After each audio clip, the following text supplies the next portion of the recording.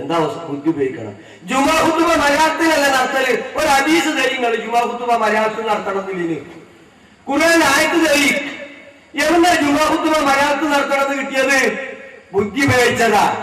ജുമാ ഖുതുബ ഉപദേശമാണ്. ഉപദേശം അത് ജനങ്ങൾക്ക് മനസ്സിലാകുന്ന ഭാഷയിലായിരിക്കണം.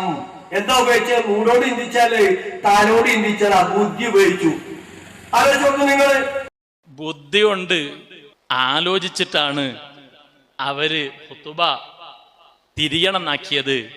എന്നാൽ അതേ ബുദ്ധി ഉണ്ടെങ്കിൽ ഇങ്ങനെ ആലോചിച്ചൂടെ? ഈ പള്ളിയിലേക്ക് വരുന്നതിന് വേണ്ടി ക്ഷണിക്കുന്ന സ്വാഗതല്ലേ ബാങ്ക്? ഇപ്പൊ സലഫി പള്ളിയിൽ നിന്ന് നാളെ ബാങ്ക് കൊടുക്കുമ്പോ എങ്ങനെ പറയണം? നിങ്ങൾ നിസ്കാരത്തിലേക്ക് വരൂ. ഹയ്യാല സ്വലാ എന്നുള്ളതിന്റെ അർത്ഥം എങ്ങനെയാണ്? ഹയ്യാലൽ ഫലാഹ്, നിങ്ങൾ വിജയത്തിലേക്ക് വരൂ എന്ന് മൗലവി പറയണം.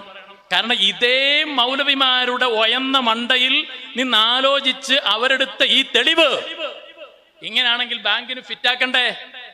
അടുത്തത് ചോദിക്കട്ടെ, നിസ്കാരം അള്ളാഹുമ്മയുടെ ഭാഷ മലയാളമാണല്ലോ. ഇപ്പൊ മലയാളം ആയതുകൊണ്ട് നമ്മൾ നിസ്കരിക്കണം മലയാളത്തിലല്ലേ?